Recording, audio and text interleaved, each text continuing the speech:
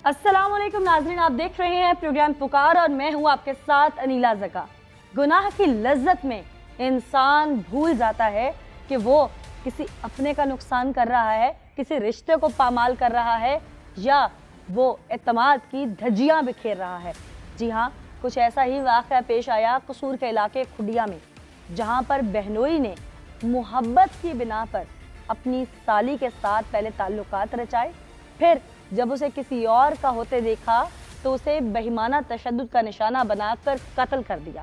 न सिर्फ कत्ल किया बल्कि उसे 2 माह तक अपने घर के करीब गड़ा खोद कर उसमें दबाए रखा। फिर कहते हैं कि नाहक कत्ल नहीं छुपता, और यूं ही हुआ कुछ। उसकी अपनी ही जुबान से ये बात फिसल गई कि वो जिस खातून को उसके घर वाले ढूंढ रहे हैं वो उसके घर के करीब एक गड्ढे में 2 माह से दफन है। जब पुलिस तक ये बात पहुंची, मुलजिम गिरफ्तार किया गया, गड्ढा खोदा गया तो मसख शुदा लाश बरामद हुई। इसके पीछे क्या क्या बातें हैं, क्या क्या हकाइक हैं, क्योंकि बहुत सारी चीज़ें सामने आ रही हैं। इसका मास्टरमाइंड कौन है? कत्ल करने वाला कोई एक या उसके साथी भी थे? वो साली शादीशुदा थी तो उसका खामद कहाँ था? घर वालों को शुबा क्यों ना हुआ? बहनोई ने किया तो बहन कहाँ थी? बहुत सारे सवाल हैं जिनका जवाब आज के प्रोग्राम में मैं आपको देने जा। क्या नाम है तुम्हारा? रियाज। क्या करते हो? मजदूरी करता हूँ। कितने बच्चे हैं? 3। कितनी देर होगी शादी को? तकरीबन 7 साल हो गए। आज तक अमूमन मैंने देखा है कि लोग चपलिश पे अपनी बीवी मार देते हैं, तुमने साली मार दी, अनोखा कारनामा किया।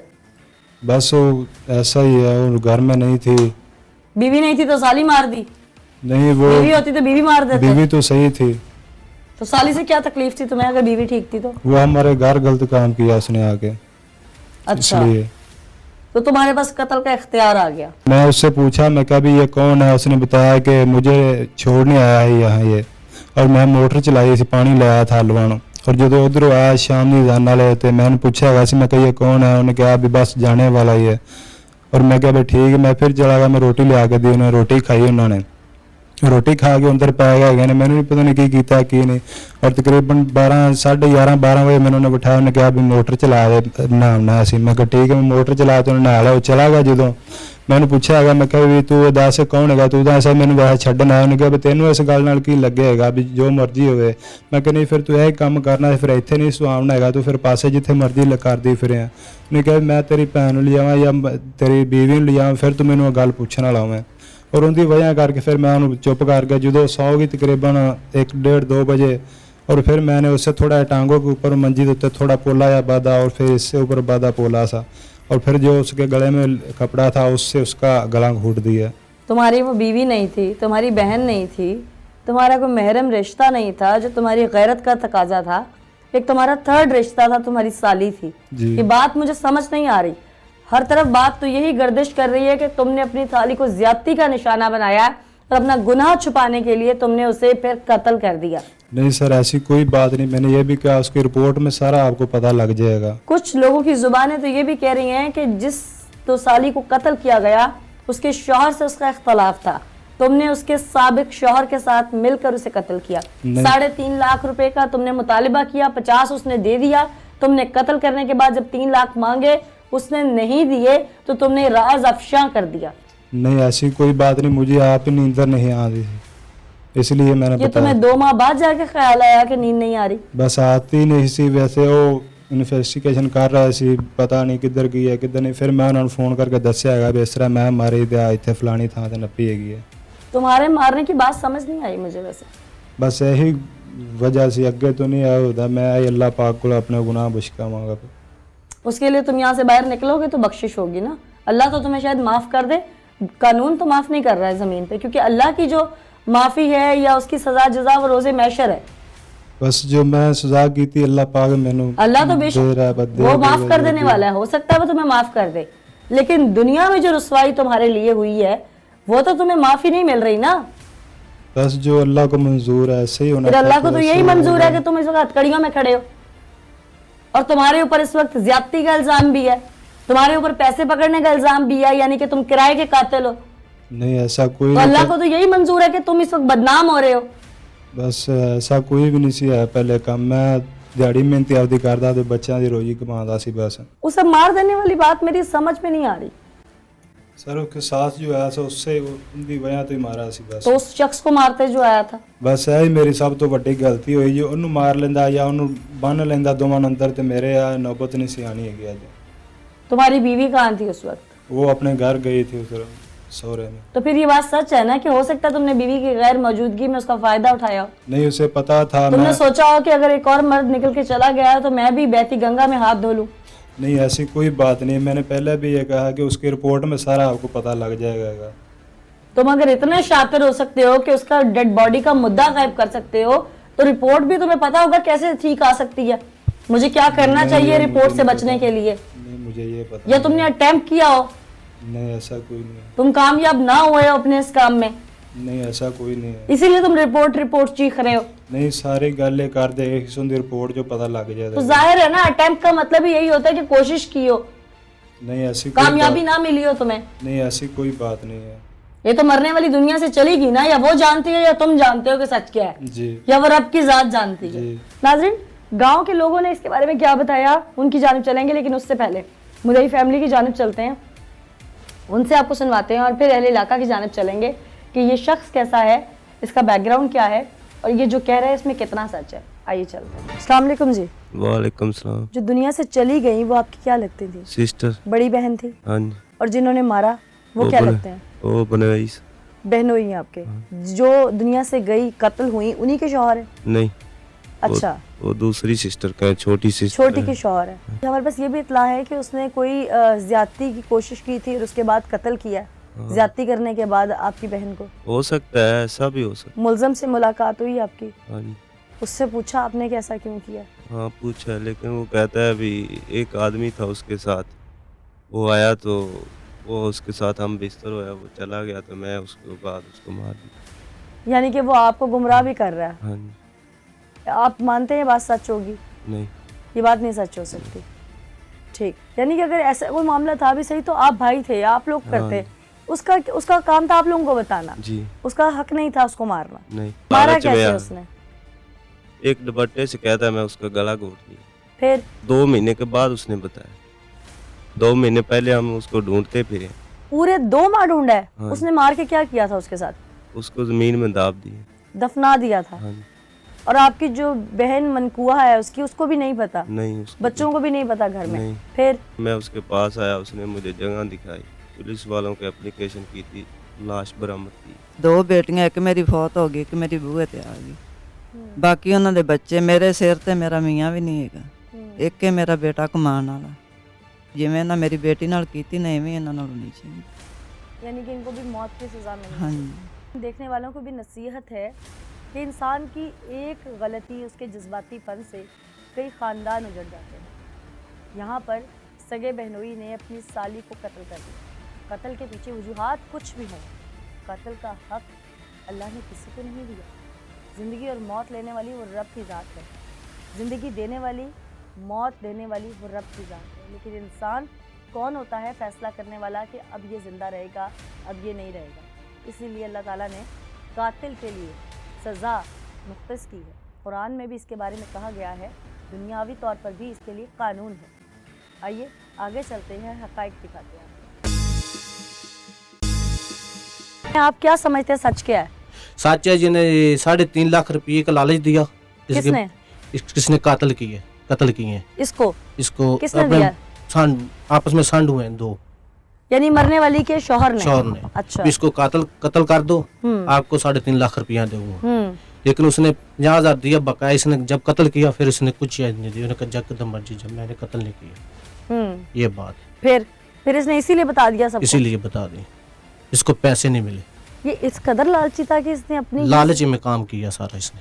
पहले भी लालच में क्या ये इस तरह के काम करता है? बात सुनिए तो मुझे पता चला। अस्सलाम वालेकुम जी, आप क्या जानते हैं सच क्या है? ਗਰੀਬ ਆਦਮੀ ਨੇ ਹੁਣ ਕਿੱਥੇ ਧੱਕੇ ਖਾਂਦੇ ਫਿਰਦੇ ਨੇ। हाँ ਇਹ ਹੁਣ ਸ਼ਾਮ ਦੀ ਕਿਹਨਾਂ ਕਸੂਰ ਫਿਰਦੇ ਸੀ ਪਏ ਤੇ ਇਹਨਾਂ ਕੋਈ ਰਹਿਣ ਵਾਸਤੇ ਵੀ ਥਾਂ ਨਹੀਂ ਸੀਗੀ। हाँ, तो इंसाफ क्या होना चाहिए? ਇਨਸਾਫ ਹੋਣਾ ਚਾਹੀਦਾ, ਕਾਤਲਾਂ ਨੂੰ ਸਜ਼ਾ ਮਿਲੇ। कत्लों को सजा मिलनी बिल्कुल होनी चाहिए, चाहिए। चाहे वो कोई भी रिश्तेदार क्यों नहीं है, उसमें शामिल कोई भी है, उसको सजा मिलनी चाहिए। बिल्कुल मिलनी चाहिए। मशवरा करने वाले को भी, मास्टरमाइंड को भी, सबको सजा बिल्कुल सजा मिलनी चाहिए। क्यों जी, आप क्या समझते हैं कि हकीकत क्या है? जी, सबसे पहले तो मैं आप बहुत मशकूर हैं पुकार टीम के, जो यहाँ तक गांव खरेपड़ तक इस मामले के लिए अपनी काविश को जद्दोजहद के लिए यहाँ तक पहुँचे हैं। हम बहुत मशकूर हैं, शुक्रिया बिल्कुल जी, अदा हम करते तो हैं। कोशिश करते हैं कि हम हर एक की पुकार बन सकें, खा वो रास्ता कितना खतरनाक क्यों ना हो, रात का कोई पहर क्यों ना हो, हम हक सच की आवाज़ के लिए मजलूम की पुकार बनकर वहाँ तक पहुँचते हैं। ये हमारे मेहमान हमारे पास हैं, ये किस अज़ियत से गुजर रहे हैं ये हम जानते हैं। ये हमें इतनी तकलीफ हो रही है, इसके ऊपर क्या गुजर रही होगी। दुरुस्त बात है, अगर आप मेहनत करेंगे, मजीद काविश करेंगे तो इंशाल्लाह इनको हम इनके ज़रूर साथ हैं जी। इनको ज़रूर इंसाफ मिलेगा। और हमारी गुजारिश है, अपील भी है कि खुदारा ये जो ख़ानदान है ये सड़क पे आ गया है।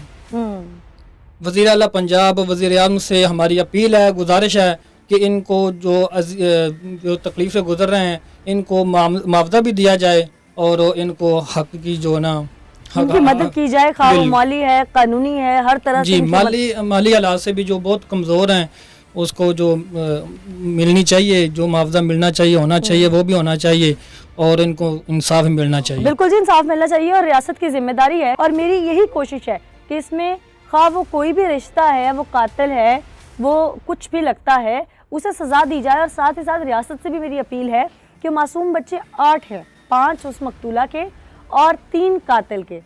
बाप कत्ल करके अपने गुनाह की सज़ा भुगत रहा है। अब पीछे उस मासूम औरत का क्या कसूर है जो उसके निकाह में है, उन बच्चों का क्या कसूर है जो उसने पैदा किए। उन्हें माली मदद की जाए ताकि वो इस दलदल से बाहर निकल सके। और वो जो मासूम बच्चे हैं जिनके बाप ने ये सब कुछ करवाया, अपनी बीवी को कत्ल करवा दिया, उन बच्चों के लिए भी माली इमदाद होनी चाहिए ताकि माँ का साया तो उनके सर पे रहा नहीं, बाप उनका वैसे मास्टरमाइंड है इस सारे प्लान का, तो वो बच्चे कहीं रुल ना जाए। रियासत की ये जिम्मेदारी होती है तो रियासत को निभानी चाहिए। तुम्हारी मकारियत, फरेब, झूठ कुछ नहीं चलना। सच क्या है वो तुम्हें सामने ले आऊंगी और तुम्हें सच बोलना पड़ेगा। यहाँ हमारे साथ इन्वेस्टिगेशन ऑफिसर मौजूद है जिन्होंने इन्वेस्टिगेशन की इस सारे केस की। इनसे जानते हैं क्या सच है जनाब, आपने क्या अभी तक तफ्तीश की है इस सारे मामले की। जी, इसमें यही है कि जब जिसको पकड़ा, मुकदमा दर्ज हुआ है तो फिर इसको मैंने पकड़ा है। तो ये इसने मुझे बताया कि मैंने इसको खुद, ये पेश हुआ है या आपने पकड़ा है? मैंने पकड़ा इसको जी। वो तो कहता है मैं पेश हुआ। नहीं, पेश नहीं हुआ, पकड़ा इसको। अच्छा, यानी शातिर है काफी। हाँ, शातिर है ये। इसको अच्छा। पकड़ा मैंने, तो फिर इससे पूछा तो इसने ये बताया मुझे कि मैंने इसको कत्ल किया। ये मेरे पास मिलने आई थी और मेरी जो बीवी है वो मेके अपने गई हुई थी, तो मैंने इसको रात को कत्ल कर दिया इसको मैंने। अच्छा, ये बताता है उसके साथ कोई आदमी था जिसको देखकर मुझे बहुत गुस्सा आया। कत्ल की वजह क्या बताई अभी तक वजह आपको? यही बताई है कि उसके साथ एक आदमी था। नहीं, वो आदमी तो था लेकिन उसमें इसको क्या मसला था? इसको यही मसला था कि ये खुद उसके साथ इसका कोई तल्लक था, तो इसने देखा तो इसे ये गुस्सा आया कि ये दूसरे आदमी के साथ फिर रही है, तो इसलिए इसने उसको कत्ल कर दिया है। इसके साथ कोई मशवरे में भी था क्योंकि इल्ज़ाम है कि इसने अपने जो उस खातून का साबिक खामद था जी, उसके कहने पर कुछ पैसे वैसे लेके भी इसको कत्ल किया, कि ऐसी भी कोई बात सामने आई है? ये भी बात सामने तो आई है। ये बात जो है इसके जो है ना साला इसका जो मदई है रियाज, उसने ये बताया इसको। तो इस पर इन्वेस्टिगेशन कर रहे हैं आप? और उस पर भी हम इन्वेस्टिगेशन कर रहे हैं। हाँ, हो सकता है कि इसने ये किराए का कातिल भी हो, क्योंकि उसके साथ इसके तल्लुक जो मरने वाली है आयशा बीबी जिसको इसने कत्ल किया है, उसके खामद के साथ उसके जो ना एक इख्तलाफ था, तो उसके साथ उसका केस वगैरह भी चल रहा था और उसके साथ इसका ताल्लुक भी था, उसके साथ इसका तल्लक था, इसका तल्लक था। एक और चीज़ भी जो है वो बहुत ज़्यादा गर्दिश कर रही है, एक बात कि इसने कहीं ज्यादती करके भी कत्ल किया है क्या? पोस्टमार्टम रिपोर्ट में कहीं इनिशियली कोई रेप वगैरह साबित वो हुआ है? इसके जो स्वैब है मेडिकल जो उसका हुआ है, तो उसके बाद जो डॉक्टर साहब ने हमें दिए हैं ना, वो स्वैब जो उसके थे वो हमने पार्सल जो है वो भिजवाए हैं लेबॉर्ट्री में। जी, PFS लेबॉर्ट्री में भिजवा दिए हैं। उसकी इंशाल्लाह ताला जल्द से जल्द रिपोर्ट आ जाती है। जो रिपोर्ट आएगी, तो जो वो फाइंडिंग इसका होगी, मुझे उम्मीद है कि आप जल्द से जल्द फैसला जो है वो कर पाएंगे। कुछ ऐसे ठोस शवाहिद जिससे आपको लगता हो कि कातिल यही है?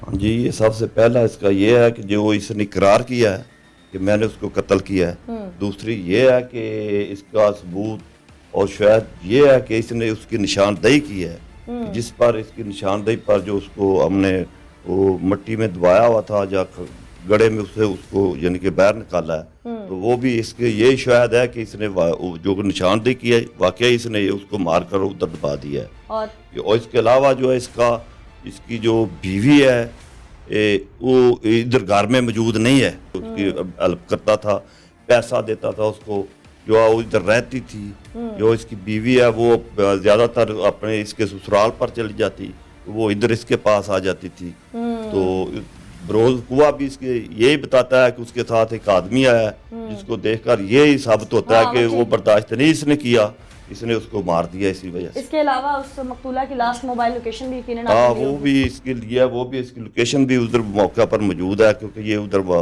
मौजूद है, इसकी लोकेशन जो है वो इसके घर में मौजूद है।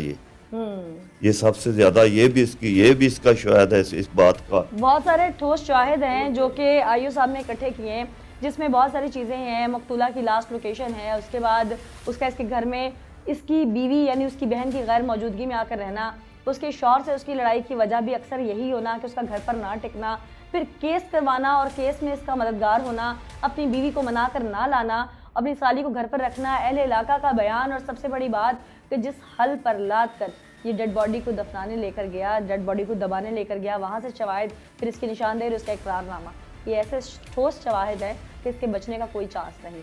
अब इसी की जानिब चलते हैं और इसके मुंह से सुनवाते हैं आपको इसने किया क्या। हाँ भाई, हाँ जी याद आया कुछ क्यों मारा था? जी, चलो सुना दो अब। मेरे को जितों ਦੀ ਪਹਿਲੀ ਸ਼ਾਦੀ ਹੋਈ ਸੋ ਬੰਦੇ ਨਾਲ ਹੁੰਦੇ ਯਾਨੀ ਕਿ ਉਹ ਲੜਦਾ ਹੈਗਾ ਸੀ, ਉਹਦੇ ਪੇਟ 'ਚ ਉਹਨੇ ਛੁਰੀ ਮਾਰੀ ਹੈਗੀ ਸੀ, ਉਹਦੀ ਵਜ੍ਹਾ ਕਰਕੇ ਫਿਰ ਉਹ ਮੇਰੇ ਕੋਲ ਆਈ ਸੀ। ਉਹਨੇ ਕਿਹਾ ਵੀ ਮੇਰੇ ਨਾਲ ਇਸ ਤਰ੍ਹਾਂ ਲੜਦਾ। ਮੈਂ ਉਹਨੂੰ ਕਈ ਦਫਾ ਸਮਝਾਇਆ ਸੀ ਕਿ ਇਹਦਾ ਨਾ ਕਰ ਵੀ, ਯਾਨੀ ਕਿ ਪਹਿਲੇ ਵੀ ਉਹ ਠੋਕਰੀ ਹੈਗੀ ਹੈ ਔਰ ਦੁਬਾਰਾ ਉਹਨੇ ਤੇਰੇ ਨਾਲ ਸ਼ਾਦੀ ਕਰਾਈ ਹੈਗੀ ਹੈ ਤੇ ਤੂੰ ਵੀ ਅੱਗੋਂ ਉਹਦੇ ਨਾਲ ਉਵੇਂ ਹੀ ਕਰਦਾ ਪਏਗਾ।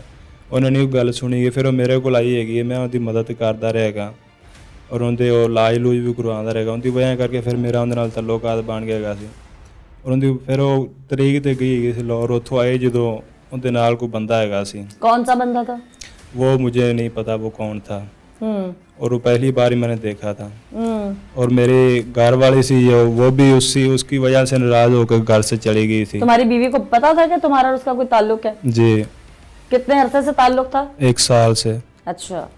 और उसकी वजह से फिर जब मैं घर में आया तो वो दोनों बैठे हुए थे इधर, और वो जब चला गया फिर मैंने उसको पूछा ये कौन है, उसने लड़ी मेरे साथ। मैंने कहा भी तेरी वजह से तो मैं आगे भी बर्बाद हुआ हूँ, मेरे बच्चे भी चले गए हैं और अब तुम फिर ये भी काम कर रही है, उसकी वजह से फिर मैंने मार दिया उसे। इससे पहले उसने तलाक क्यों ली थी शौहर से? उससे पहले उसने इसलिए तलाक ली थी, वो इधर जो जिधर उन्हें हुण शादी की थी ना, उनके नाल वो लव कर दी गई थी या जो भी हैगा सी, उनकी वजह करके फिर उन्हें उधरों तलाक ली गई। पहले शौहर में से कितने बच्चे थे उसके? 5 बच्चे से उसके, और दूसरे शौहर में से? उसमें कोई भी नहीं अब था। दूसरे शौहर से क्या मसला था? उसे तुमसे मोहब्बत हो गई थी जी दूसरे शौहर के साथ रहते हुए? हाँ जी, तब ये तकलीफ थी, यानी कि सारी लड़ाई की जड़ तुम थे? बस ऐसे ही है, बस उसके बहकावे में आ गया था मैं भी। तुम्हारी अपनी शादी को कितनी देर हुई है? 7 साल हो गए हैं। 7 साल हो गए हैं। तुम्हारे कितने बच्चे हैं? 3। और तुमने एक ऐसी औरत जो एक के बाद दूसरे घर, दूसरे के बाद तीसरे घर, उसके पीछे लग के अपनी जिंदगी, अपने घर को, अपने बीवी बच्चों को बर्बाद कर दिया। बस ऐसे ही उसके बहकावे में आ गया क्या था। वो इतनी हसीन थी जो तुम्हारी बीवी उसके मुकाबले में कुछ नहीं थी? थी तो दोनों बहनें ना, जी, तो फिर बहकावा किस चीज का?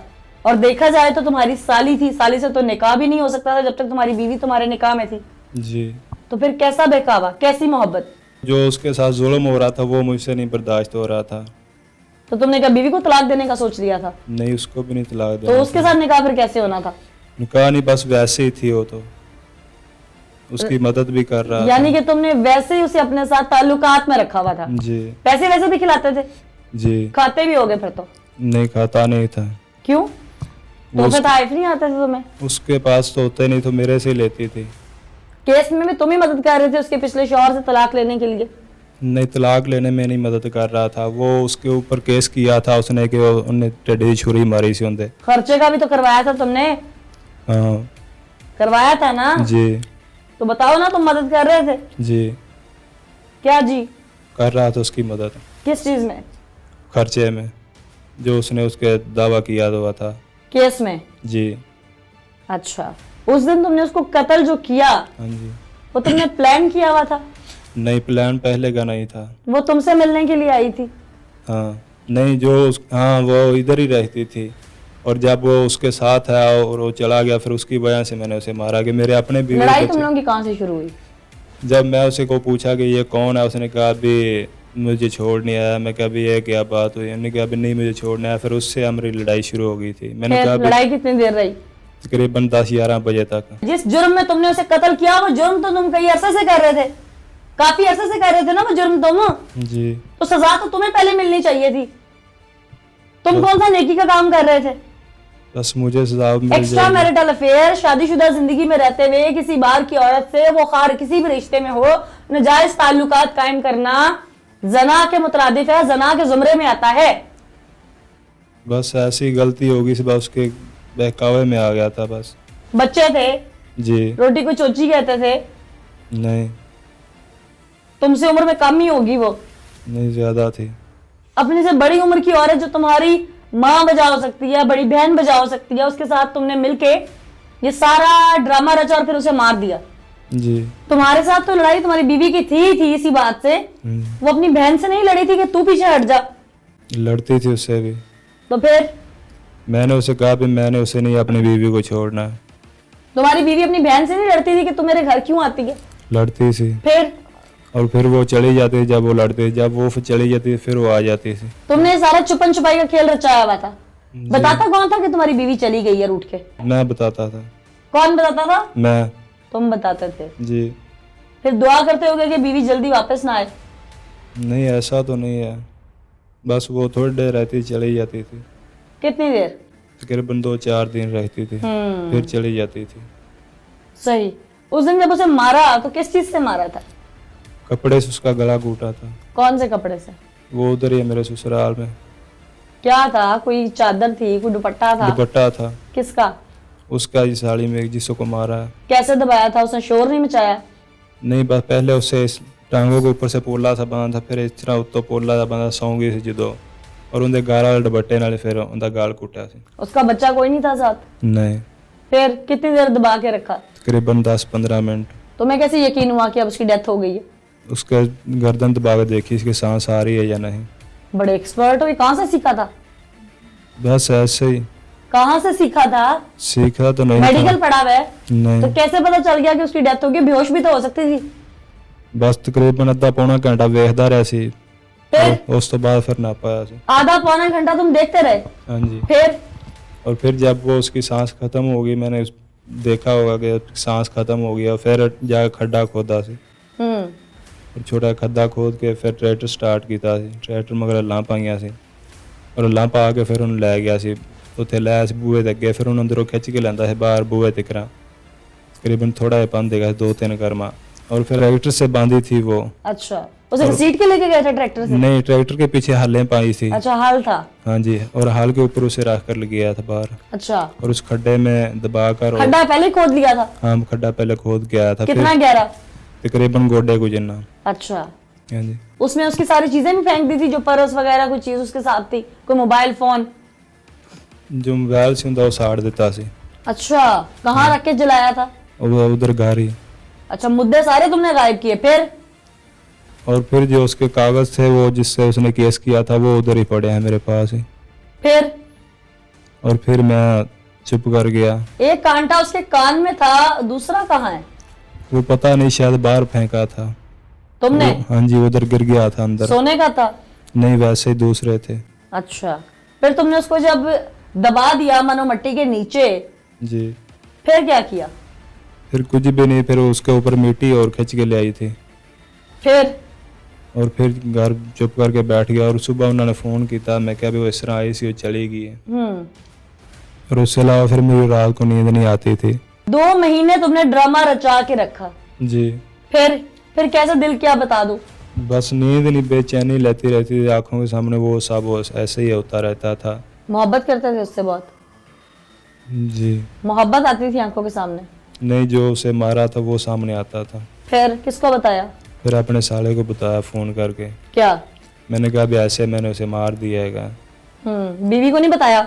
उसको भी बाद में बता दिया था। पहले क्यों नहीं बताया? बस पहले इसे डर था कि शायद मुझे ना मार दे वो। फिर? जब असलो चैन नहीं आता था, फिर मैंने कहा भी एक देर मौत तो आनी आनी है और आप बता ही देता हूँ। फिर? और फिर मुझे फोन किया, उन्होंने कहा भी इधर आ, मैं नहीं गया सी। साले को बुलाया? हाँ जी। बुला के उसे खोद के दिखाई?